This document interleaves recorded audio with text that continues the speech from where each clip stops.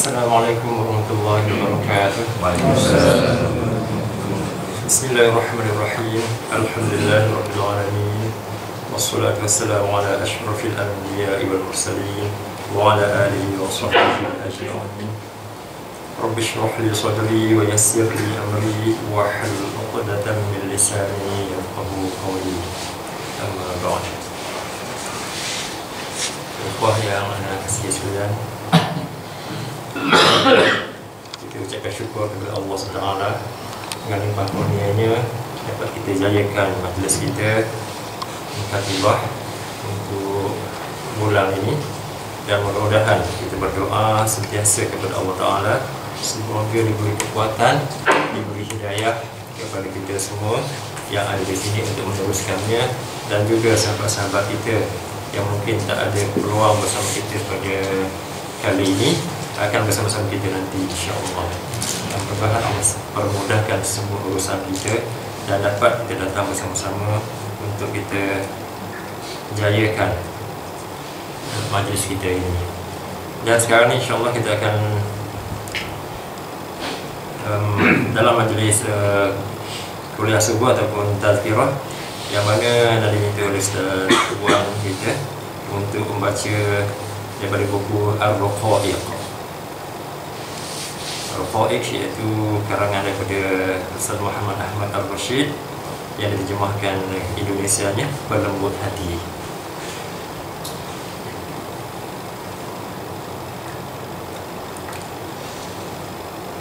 Yang pertama kita lihat kepada kalimah Ar-Raqaiq itu. Ar-Raqaiq jamak kepada Raqiqah dalam bahasa Arabnya, kepada Raqiqah. Raqiqah itu lembut dan juga halus. Jika sini Raqaiq maksudnya kelembutan hati ataupun kehalusan hati. Yang mana hati-hati yang akan dibina melalui buku ini adalah hati-hati yang begitu lembut, begitu halus, sehingga cepat terusik, tapi bukan cepat terasa. Lain cepat terasa lain kan, sensitif, dia akan benda lain dia terasa. Tapi yang sini kita nak ialah hati-hati yang cepat terusik dengan contohnya tazkirah diberikan, dengan ayat-ayat Quran yang dibacakan. Jadi itu yang kita mahu bina daripada buku ini yang telah ditulis oleh seorang pakar harakah dan dakwah, yang mana beliau mempunyai pengalaman yang begitu besar sekali dalam dakwah dan juga harakah, dan beliau melihat bagaimana untuk membina kader-kader ataupun anasir-anasir yang berwibawa untuk menjadi tokoh dalam melakukan, menegakkan kerja-kerja dakwah ini. Kita baca sedikit tentang pengantar yang ditulis oleh Kiai Haji Rahmat Abdullah daripada Indonesia. Ar-Raqaiq iaitu pengalus jiwa, yang menjadi judul asli kitab ini bukan nama yang asing. Ia lahir di abad ke-15, sementara di abad 3 Hijrah, 15 Hijrah, dan sementara di abad 3 Hijrah telah muncul istilah yang sama. Raqaiq ini sebenarnya telah lama digunakan oleh ulama-ulama Islam kita, bukan satu istilah yang baru. Beliau mengambil petikan daripada Imam Bukhari sendiri, juga Imam Muslim, dua tokoh ahli hadis yang juga menggunakan kalimah ini, Raqaiq ini, dalam kitab hadis mereka. Yang pertamanya Imam Bukhari, di dalam kitab hadis beliau menggunakan kalimah riqaq, kitab riqaq. Riqaq juga daripada asalnya raqiq, raqul, lembut, halus. Jadi Imam Bukhari menggunakan meletakkan satu bab dalam Sahih Bukhari-nya yang bernama Kitab Ar-Riqaq. Kemudian Imam Muslim pula menggunakan Kitab Az-Zuhdi war-Raqaiq. Jadi Imam Muslim memang menggunakan kalimah Raqaiq.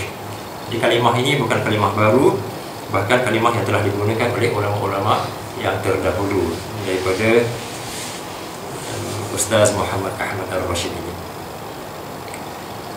Kemudian kitab ini kalau kita lihat bagaimana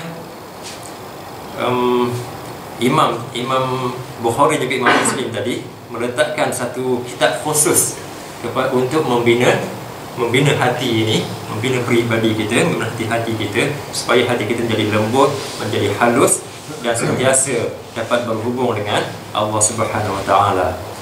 Jadi begitu jugalah apa yang dikarang oleh Imam Ar-Rashid ini, Syekh Ar-Rashid ini adalah untuk kita, kalau kita baca dan kita amalkan, insya-Allah akan lahirlah hati-hati yang lembut, yang mudah tersentuh dengan apa-apa yang diberikan tazkirah, peringatan, ayat-ayat Quran yang dibaca, dan apa-apa sahaja yang kita mendapat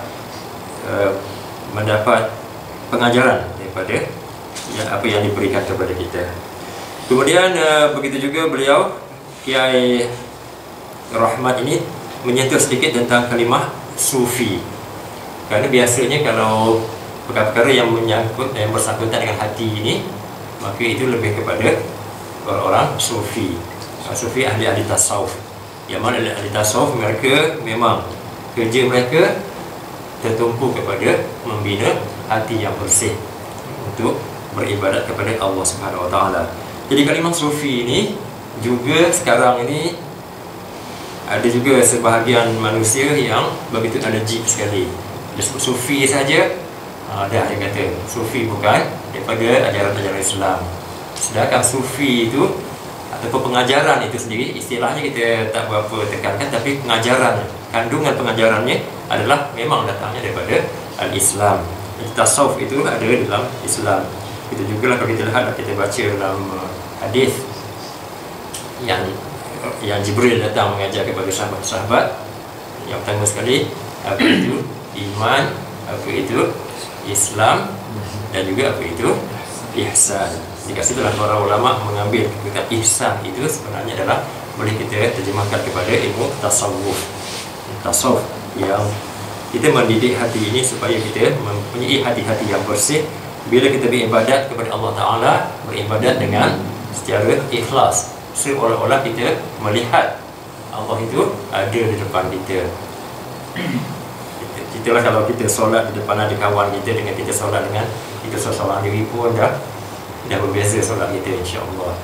Kecuali orang yang memang diselamatkan daripada perasaan seperti yang perasaan yang mungkin boleh mengganggu sedikit kepada ibadah kita.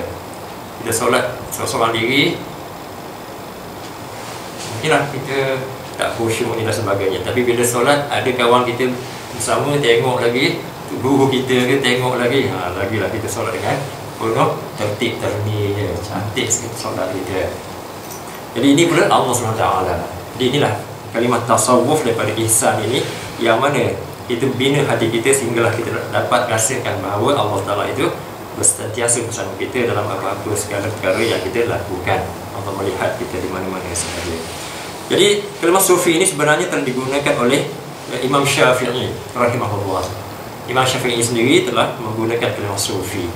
Di kalimah sufi kalau kita tengok dari segi kemunculan kefahaman tasawuf dalam Islam itu agak terkemudian. Memang pada zaman sahabat tak ada kalimah tasawuf ini, tak ada tarikat-tarikat dan sebagainya. Itu terkemudian. Ketika kau nak bandingkan dengan Imam Syafi'i, tasawuf ini masih kemudian daripada Imam Syafi'i. Tapi Imam Syafi'i sendiri telah gunakan kalimah sufi, di mana beliau mengatakan bahawa dalam puisinya diterjemahkan kat sini, jadi faqih atau jadi sufi, jangan ambil satu-satu. Hati-hati ku pesan, jangan kau jadi begitu. Yang ini keras, hatinya tak pernah mengenyam takwa. Yang ini jahil, apa mungkin dengan jahil bisa lurus suatu perkara. Jadi ini adalah satu pesanan daripada Imam Syafi'i. Jadilah faqih ataupun jadi sufi. Faqih iaitu orang yang ahli fiqh, begitu hebat ilmu fiqhnya. Ataupun jadilah seorang sufi, iaitu orang yang amat ambil berat tentang hati. Tengok hati semata-mata. Kemudian beliau mengatakan, jadilah kedua-dua sekali. Jangan ambil satu-satu. Jangan nak jadi ahli fiqh saja, jangan nak jadi ahli sufi sahaja. Kerana ahli fiqh ini dikatakan yang ini keras, hatinya tak pernah mengenyam takwa. Orang fiqh biasanya kalau dia tak mendidik hati-hatinya, maka dia akan hatinya gersam. Ilmu fiqh banyak, ilmu agama banyak, tapi hatinya gersam. Tak ada, tak tersentuh pun kalau dibacakan ayat Quran, diberikan tazkirah dan sebagainya. Tetapi orang sufi pula, kalau dia tak ada fiqh, ini pula yang ini jahil. Apa mungkin dengan jahil bisa lurus suatu perkara. Orang sufi pula hati, kemudian solat pun tak tahu macam mana rukun dan sebagainya kalau kita tak belajar lah. Ini yang dimaksudkan oleh Imam Syafi'i, memang macam tu. Terlalu melihat kepada hati, terlalu melihat kepada hubungan dia dengan Allah, iman dia kepada Allah Ta'ala, maka perkara-perkara yang zahir, rukun-rukun dan sebagainya itu mereka memandang remeh. Dan ini perlu kita gabungkan kedua-dua sekali. Kita belajar fiqh dan juga kita kena mendidik hati-hati kita supaya dengan fiqh kita dapat lakukan amalan dengan betul, dan dengan hati pula, dengan sufi, dengan tasawuf ini dapat kita didik hati-hati kita. Fiqh tadi dari segi zahirnya sah, tapi terima tidaknya masih tergantung lagi. Kita solat semua sah, kita puasa dari segi hukumnya sah puasanya, tapi Allah terima ke tidak, itu bergantung kepada hati kita pula. Bagaimana hati kita ikhlas kepada Allah, ataupun kita riak di dalam melakukan amalan-amalan tersebut. Jadi kedua-dua perkara ini Imam Syafi'i telah berpesan kepada kita, ambillah kedua-duanya, jangan ambil satu sahaja. Jadi kalimah sufi yang menjadi alergi kepada sebahagian manusia ini sebenarnya telah digunakan oleh Imam Syafi'i yang begitu lama dahulu.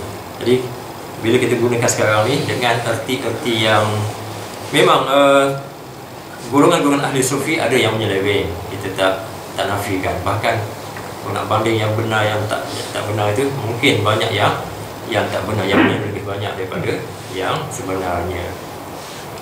Sekarang ni pun banyak pengajaran zikir-zikir dan sebagainya.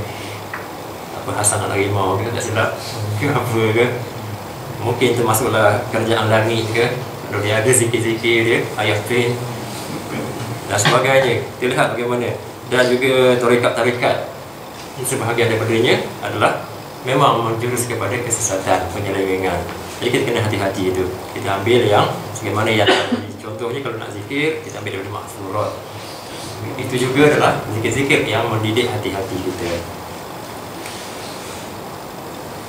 Kemudian beliau Kiai Rahmat juga mengambil satu cerita tentang di mana Imam Muslim, ketika Imam Bukhari tiba, Imam Muslim menyambutnya dengan hormat, lalu berkata, biarkan ku basuh dan ku cium kakimu, wahai Amirul Mukminin, pemimpin kaum mukmin di bidang hadis.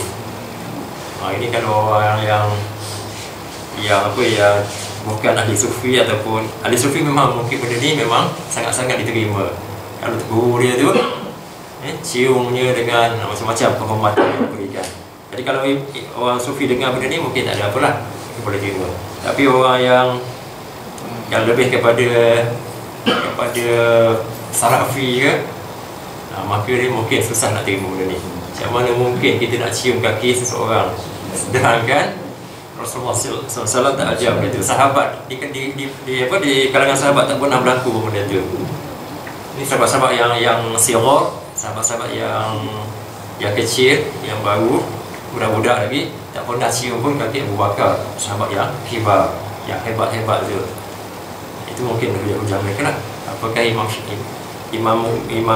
Muslim nak lakukan seperti itu? Tapi ini memang wujud benda ni memang diriwayatkan. Bagaimana Imam Muslim begitu menghormati Imam Bukhari sehingga beliau berkata seperti itu. Mereka semua adalah pelaksana sunnah yang ketat dan penggempur bid'ah yang tegar. Imam Syafi'i, Imam Bukhari dan Imam Muslim antara orang-orang yang menggempur bid'ah, mereka tolak bid'ah, tapi masih lagi sebut kata-kata seperti itu.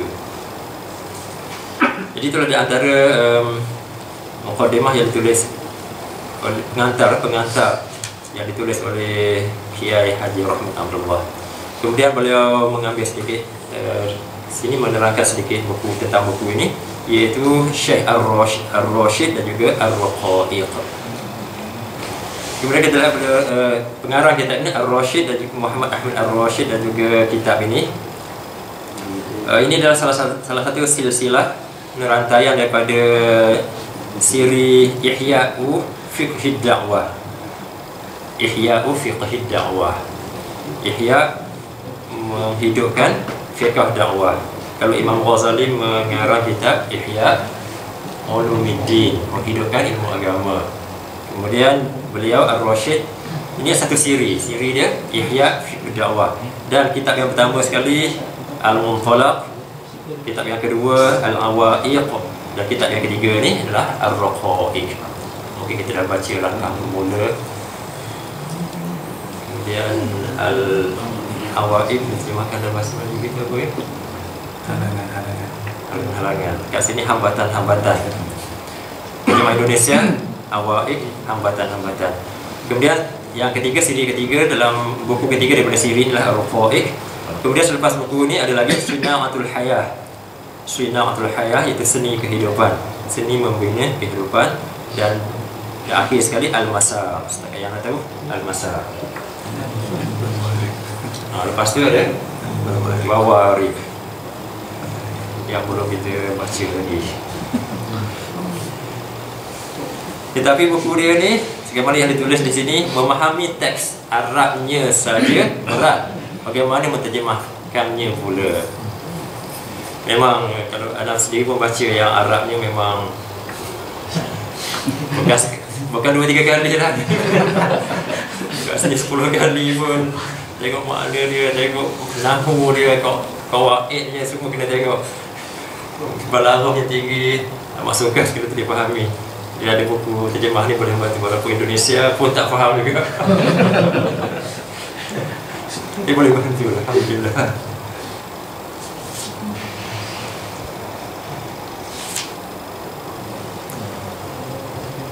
Sumber pengambilannya sangat luas dan accurate. Beliau pakar dalam menghimpun syawahid, bukti dan sampel sejarah sebagai salah satu.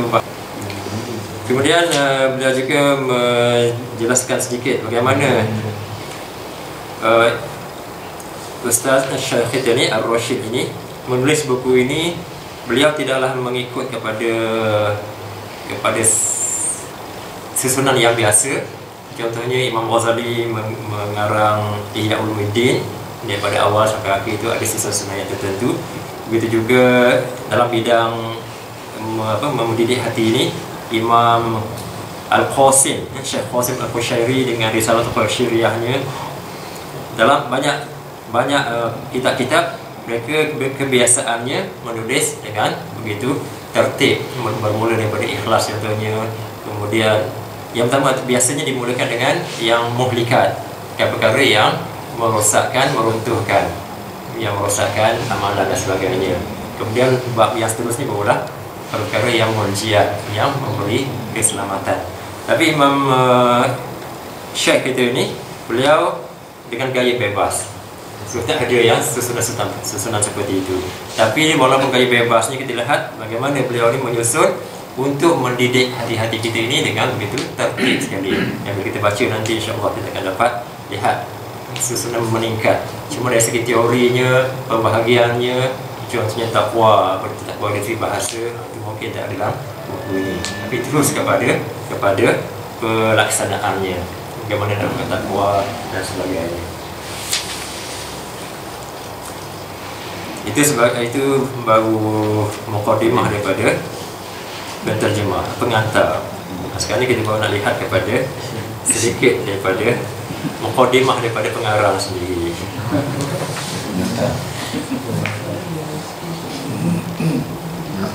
Okay, mukadimah, nama buku kita Ar-Raqaiq. Kemudian mukadimahnya diberikan satu tajuk An-Nafsul Mu'minah, jiwa yang tenang. Jiwa yang beriman, tak maaf. An-Nafsul Mu'minah, jiwa yang beriman. Yang tenang apa dia? Mutmainnah. Okay, yang pertama, sebagai mukadimah daripada penulisan ini, beliau menyatakan dua rukun asasi dalam perancangan Harakah Islamiyah. Mana-mana Harakah Islamiyah, perancangannya mesti ada dua perkara ini. Bahkan disebutkan sebagai dua rukun. Iaitu yang pertamanya, intiqa'u wa tajmi' an-nasir mutamayyiz bil zakat wa syaja'ah min asy-syabab.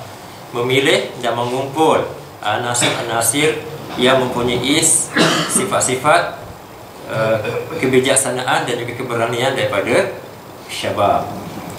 Memilih mereka, di kalangan mereka ini kita pilih seperti ini. Itu yang pertama. Thumma tarbiyatuha tarbiyatan amiqah syamilah sulbah. Kemudian kita tarbiyahkan dia. So ini adalah dua rukun yang tak dapat tidak mesti wujud dalam mana-mana Harakah Islamiyah. Kalau Harakah Islamiyah itu ingin berterusan wujud di atas muka bumi dan juga berjuang dengan cara yang insya-Allah akan membawa kepada kemenangan. Yang pertama sekali, pilih dan kumpul. Mungkin dekat sini kita ada masuk yang memilih tajmid yang asal tu, Rabtul Am itu mungkin yang pertama. Tapi selepas Rabtul Am kita pilih dan kita tajmidkan kembali dalam bentuk usul-usul dan kita didik mereka ini. Tarbiyatan amiqah, satu tarbiyah yang mendalam, yang menyeluruh lagi. Jadi inilah dua rukun yang asasi bagi setiap perancangan pergerakan Islam. Kemudian beliau mengambil daripada kata-kata Abu Hasan An-Nadwi, almarhum Abu Hasan An-Nadwi, salah seorang daripada ulama da'i daripada India. Kalau pernah dengar Nadwatul Ulama, Nadwi itu nisbah daripada Nadwatul Ulama di Lucknow. Alhamdulillah sempat belajar kat situ dan sempat jumpa beliau. Jadi beliau mengatakan bahawa tak dapat tidak untuk menghasilkan, untuk mewujudkan rijal, tokoh-tokoh orang yang dapat membawa dakwah ini dan juga menguruskannya, dan juga mereka ini akan mendidik tokoh-tokoh yang lain juga, dia duplicate dan dididik orang lain pula, dan mereka ini akan memenuhi segala kekosongan. Maka setiap harakah itu, setiap gerakan itu, setiap yayasan apa sahaja, dakwah dan sebagainya, walau bagaimana kuat sekalipun, ramai manusia, ramai bilangan pendukungnya, tetapi harakah ini kita kena ingat bahawa dia terdedah kepada bahaya. Dan insya-Allah rijalnya tadi akan hilang satu demi satu, dan akhirnya sampailah penghujungnya dah tak ada lagi rijal-rijalnya. Jadi Abu Hasan Nadwi dalam muzakirah dia ni menulis dalam buku dia Muzakiratul Sa'ih, ketika beliau melawat negara Arab, ditulis buku ni dan dia letakkan benda ni. Tak dapat tidak kita mestilah untuk menghasilkan rijal, kita mendidik, kita bertarbiyah, takwinkan rijal ini, kerana mereka inilah akan nanti menguruskan dakwah kita, dan mereka ini juga akan mendidik rijal-rijal yang lain pula. Kalau kita tak buat macam tu, walaupun ramai bilangan kita sekalipun sekarang ni, tapi akhirnya akan seorang demi seorang tak ada, dan akhirnya tinggallah tinggal siapa atau tinggal mungkin tinggal masuk tarbiyah saja kan sebagainya. Jadi masuk tarbiyah, dan juga kita semua perlu kepada rekrut. Kita kena perlu mencari tajmid, intiqah tadi, tajmid dan juga tarbiyah supaya berterusan. Kemudian topik yang disebut kat sini, keharusan gerakan Islam menfirasati dirinya. Harakah Islamiyah perlu untuk berfirasat pada dirinya sendiri. Sekarang Syekh Ar-Rashid menggesa kita semua ni untuk berfirasat. Yang pertama sekali untuk diri kita sendiri. Sesungguhnya tarbiyah itu bukanlah pakai tangkap muat sahaja, ikhtiar jazaf. Maksudnya tak kira siapa-siapa, contohnya kita buat Rabtul Am dan sebagainya, ada tangkap semua masuk. Itu sepatutnya tidak begitu, tapi dia perlu kepada proses penapisan, pemilihan tadi. Kerana di antara ciri-ciri yang khusus kepada tarbiyah ini, dia mestilah menyahut kepada memenuhi keperluan yang bersifat marhaliyah, bersifat berperingkat. Jadi kita perlu itu, dan juga untuk merawati wakil yang ada ini. Jadi kita perlu kepada memilih orang yang, contohnya kita perlu kepada bidang apa-apa, so kita cari orang seperti itu. Bukan setakat untuk kita meramaikan semata-mata. Tapi kalau zaman sekarang ni, kalau kita mampu untuk mendidik mereka, saya rasa alhamdulillah. Walaupun kerana setiap manusia ni mempunyai keistimewaan yang tersendiri. Mungkin kita tak nampak, firasat kita sekarang ni mungkin tak nampak dia itu mempunyai sifat-sifat yang baik. Tapi rasanya kalaulah dia itu berminat kepada bersama-sama dengan kita, apa salahnya kita terus mengambil selagi kemampuan kita itu wujud. Kalau kita tak ada kemampuan, kita perlu kepada pemilihan yang begitu ketat supaya kita dapat memilih dan mendidik pilihan-pilihan kita itu dengan cara yang terbaik.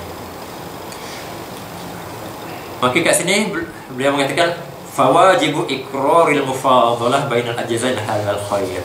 Kita wajib untuk membandingkan manusia sebenarnya tak elok. Kan kita nak bandingkan orang yang ni bagus, yang ni tak bagus, yang ni baik, yang tak baik dan sebagainya. Itu perkara yang sepatutnya tak dilakukan. Tapi dalam keperluan kita sekarang ni, kita perlu buat begitu supaya terutamanya ketika kita ni mempunyai kekuatan yang terhad. Contohnya kita sekarang ni mungkin nak pegang usaha 03 ke 02 ke, kita dah tak mampu setakat ni, kecuali kita mendidik 003 dan 02 ni sempat sekalipun untuk memegang kepada, ataupun kita mendidik untuk berperanan sebagai nakib-nakib, sebagai murabi-murabi. Maka kita perlu kepada mufadalah, membandingkan manusia ini dan memilih yang terbaik daripada mereka. Jadi dengan itu, perlulah kita sebagai harakah Islamiah ini perlu kepada firasat kepada dirinya sendiri. Di harakah Islamiah, kita semula ikram Shah Alam ini perlu kepada lihat dirinya sendiri. Jadi istilahnya adalah berfirasat kepada diri sendiri, yang mana kita akan lihat apa yang ada kebaikan pada kita dan apa yang ada kekurangan kepada kita. Kerana beliau mengambil daripada seorang zahid, ya, Al-Hakim, yang seorang hukama yang bernama Samnun rahimahullah. Bila beliau ditanya tentang firasat ini, lalu beliau mengatakan innaman tafirasa fi nafsihi fa'arfaha sahhatul firasatu fi ghairihi wa ahkamaha. Sesungguhnya orang yang dapat memfirasati dirinya hingga mengenalinya dengan benar, maka akan benar pula lah firasatnya terhadap orang lain, dan tepatlah apa yang difirasatinya. Diambil daripada Tarikh Baghdad. Sesungguhnya orang yang dapat memfirasati dirinya hingga mengenali dengan benar, kita lihat diri kita, kekurangan kita dan sebagainya, maka kita kenal siapa kita ini, maka akan benar pula lah firasatnya terhadap orang lain, dan tepatlah apa yang difirasatinya. Kita bila lihat orang lain, kalau kita dah benar pada diri kita, insya-Allah bila kita tengok orang lain, kita firasat, melihat, menilai, maka kita dapat insya-Allah di sana akan ada kebenarannya. Kalau kita lihat dia ni mengeluarkan kepimpinan contohnya, insya-Allah benar, so kita pun boleh jemput dia. Dia ni mempunyai berbagai kelebihan yang lain, tapi bidang lain pula, maka itu yang perlu kita lihat kat sini. Tapi apa yang perlu kepada kita semua ni adalah untuk memfirasat tentang kekurangan-kekurangan, terutamanya kekurangan-kekurangan yang kita miliki, supaya kita dapat bina kekurangan tersebut. Dan bila kekurangan itu telah sempurna dibina, dirawat, insya-Allah firasat kita kepada orang lain akan lebih tepat. Kemudian beliau membawa satu fenomena yang berlaku. Sesungguhnya kebelakangan ini sejarah telah mencatat aktivitas berbagai bahagian dari pergerakan ini yang ternyata menyimpang dari keseimbangan dalam menerapkan berbagai sistem pendidikan dan pembentukan kadernya. Beliau mengambil satu fenomena yang mana berlaku sedikit lari apa yang pernah berlaku tempat-tempat mungkin daerah-daerah dan sebagainya, ada tempatnya lari sedikit daripada landasan yang sebenarnya, landasan tarbawi yang sebenarnya. Beliau mengatakan sehingga terjadi pemberian perhatian yang berlebihan pada bahagian tertentu dengan mengorbankan bahagian-bahagian lain. Contoh yang diberikan, anda bisa lihat di suatu kawasan lebih cenderung mendekatkan sisi ubudiyah dan kesucian jiwa. Satu tempat tu dia lebih tumpukan kepada ubudiyah, jiwa yang suci, hanya iman kepada Allah, hanya untuk membina hati. Dan di kawasan lain pula lebih subur mempelajari sisi pemikiran, hanya untuk minda dia. Kalau baca buku, kupas buku, bedah buku, semua bagi kat dia. Ilmu-ilmunya semua begitu hebat sekali nak bahaskan ilmu apa-apa bidang sekalipun. Sedangkan di kawasan yang lainnya lagi lebih berapi-api untuk terjun ke dalam bidang politik praktis, sehingga hasil yang dikeluarkannya berbeza-beza seiring dengan perbezaan basis pendidikannya. Di tiga yang diberi contoh tadi berbeza-beza tentu sekali. Pemikirannya adalah berbeza-beza juga. Kalau yang ahli sufi tadi nak hati saja, mungkin tak akan bercampur dengan masyarakat. Kadang-kadang mereka mengatakan bahawa masyarakat itu akan mengganggu proses untuk penyucian hatinya. Orang yang politik tadi mungkin kurang kepada penyucian dirinya dan sebagainya. Jadi beliau mengatakan bahawa ini apa yang berlaku, yang pernah berlaku. Jadi beliau pun mengatakan bahawa setelah dilakukan berbagai penelitian yang cukup banyak oleh pakar pergerakan Islam, kini mulai jelas kerangka tarbiyah yang terpadu seimbang lagi dapat menanggulangi kekurangan yang ada. Maka hasillah satu kerangka tarbiyah yang terpadu lagi seimbang yang boleh merawat segala kekurangan yang ada ini.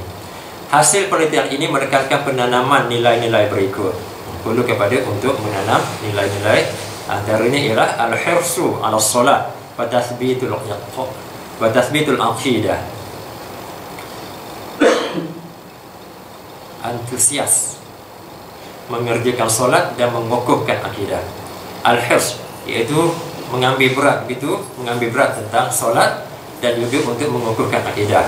Ini antara perkara yang perlu dilakukan oleh ataupun landasan-landasan yang telah ditetapkan oleh pakar ataupun orang yang meneliti dalam pergerakan ini. Kemudian yang keduanya berpegang teguh pada etika persaudaraan. Kita berukhuwah, maka di sana ada adab-adabnya, maka perlulah kita pegang teguh kepada adab tersebut. Untuk setakat kita berkenalan, dan insya-Allah mungkin nanti kita akan sebut dalam satu hadis dengan bila sahabat bersama Rasulullah, ada sahabat yang lain lalu sahabat itu berkata kepada Rasulullah, aku sayang sahabat tersebut. Rasulullah pun tanya, kamu dah beritahu dia ke? Belum. Maka Rasulullah arahkan, pergilah beritahu kepada dia bahawa kamu sayang kepada dia. Lalu timbullah uhibbuka fillah. Dan jawabnya, ahabbakallahu alladhi ahbabtani lah. InsyaAllah ni doa ni mungkin kita boleh praktikkan dalam ta'aruf kita, insyaAllah. Kemudian senang memberi dan senang dengan kesibukan sehari-hari yang melelahkan. Ini macam mana ni? Senang memberi, ini gembira dalam memberi, infak, gembira, dan juga dengan kepenatan harian pun rasa gembira. Macam orang main bola lah kan, Ustaz dengan Intel begitu penat sekali, tapi dia gembira. Jadi kita ni ada kat sini sekejap, pagi petang kena pergi Bahangi ke, kena pergi sana sini, penat, tapi melakukan kerja di dakwah ni kita insya-Allah melakukannya dengan penuh gembira. Kita rasa ikhtiar, rasa selesa dalam hati kita ini. Jadi itu yang ini ditanamkan oleh Ar-Rasyid dalam buku ini kepada kita semua. Merindukan jihad dan mati syahid. Disiplin dalam ketaatan. Tidak berambisi terhadap keduniawian dan meringankan bebannya. At-taqallul minad dunya wa talbil khiffah. Taqallul daripada qalil, itu sedikit daripada dunia ni, memperkecilkan di dunia bekalan kita, dan juga talabul khifah, dan menuntut keringanan apa yang kita nak bawa hisab di akhirat nanti. Kemudian seterusnya, menanti datangnya kematian dan melupakan angan-angan duniawi. Menanti datangnya kematian dan lupa angan-angan dunia. Cinta kepada Allah dengan penuh harap dan rasa takut. Cinta kepada Allah dengan harapan dan juga takut. Kerana kedua-dua ni memang perlu. Salah satu, kalau kita hanya salah satu saja, mungkin kita akan menyeleweng. Mengharapkan, contohnya harap sahaja tanpa takut, ini akan mungkin menjadikan kita ini orang yang berani melakukan maksiat.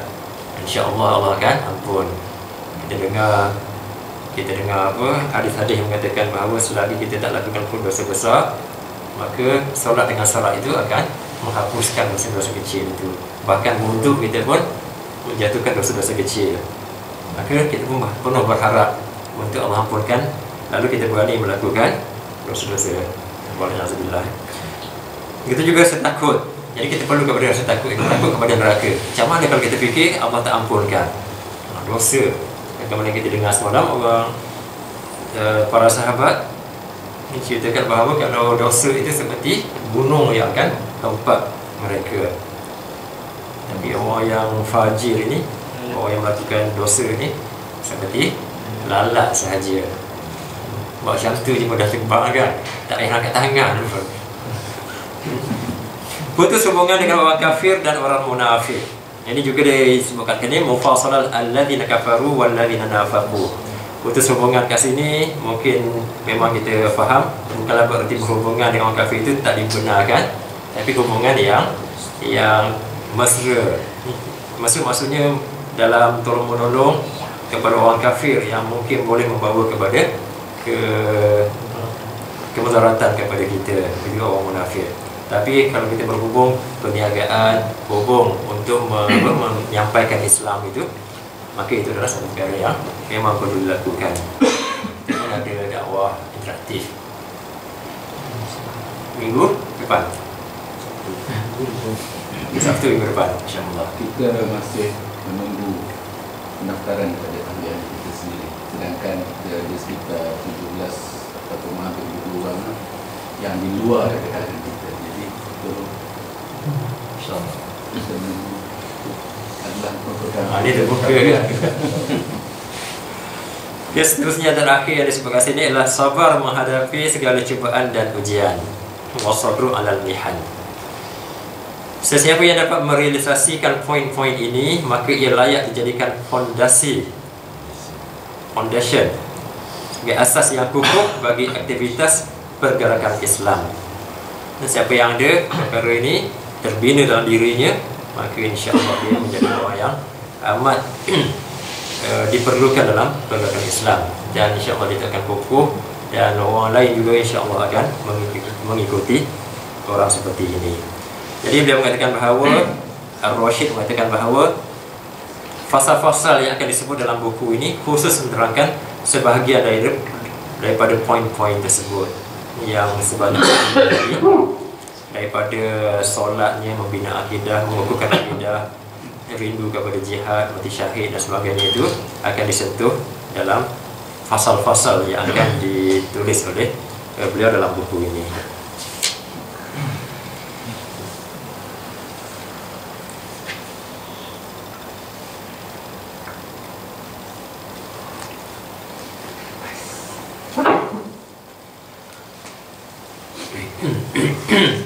Kita amat perlu kepada perkara ini, iaitu melalui atau dengan cara nasihat-nasihat yang boleh melembutkan hati kita ini, yang boleh membantu jiwa kita untuk melihat satu jalan yang lurus, yang benar. Maka kita perlu kepada nasihat seperti ini. Dan kerana juga bahawa kehidupan kita ini adalah sentiasa berada di antara dua tarikan, iaitu taqwa dan juga al-fujur, tarikan malaikat dan juga tarikan syaitan. Maka kita perlu kepada nasihat-nasihat seperti ini. Semoga bila kita dapat kita dinasihati, kita dengar peringatan-peringatan seperti ini, insya-Allah kita akan sentiasa sedar. Dan kalau kita terjatuh, tergelincir sekalipun, insya-Allah kita akan datang dan memimpin kita untuk kembali kepada jalan yang benar. Ini di antara perkara yang akan disentuh dalam kitab ini. Famin ajli tanbih ala jamal nafsul mu'minah wal hadd al-iqtida bi samatiha jaa hadzal kitab. Maka buku ini datang kerana untuk mengingatkan kita kepada keindahan yang ada pada jiwa yang mukmin dan anjuran untuk mengikuti jejaknya. Maka disajikan buku ini.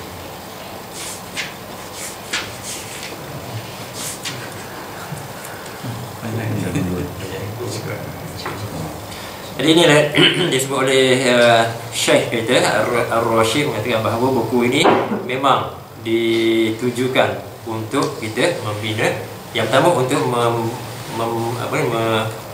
menjelaskan tentang keindahan nafsul mukminah, jiwa yang beriman itu. Kemudian yang keduanya untuk menganjurkan, mendorong kita semua, mengajak kita semua untuk mengikuti sifat-sifat nafsul mukminah. Dan insya-Allah mudah-mudahan kita semua dah ada nafsul mukminah dalam diri kita. Mungkin sedikit kekurangan di sana di sini. Jadi itulah kita perlu bina, dan mudah-mudahan dengan adanya buku seperti ini yang kita akan baca ini, insya-Allah kita dapat jalan-jalan dan juga pedoman-pedoman yang baik untuk kita bina diri kita ini, insya-Allah. Dan ini sebahagian daripada mukadimah. Masih ada lagi lah bahagian yang kedua yang beliau membandingkan nafsul mukminah itu dengan satu makhluk yang ada, yang kalau nak tahunya kena datang ketibah yang akan datang, insya-Allah. Jadi aku qawli hadza wa sallallahu alaihi wa sallam. Assalamualaikum warahmatullahi wabarakatuh. Waalaikumsalam.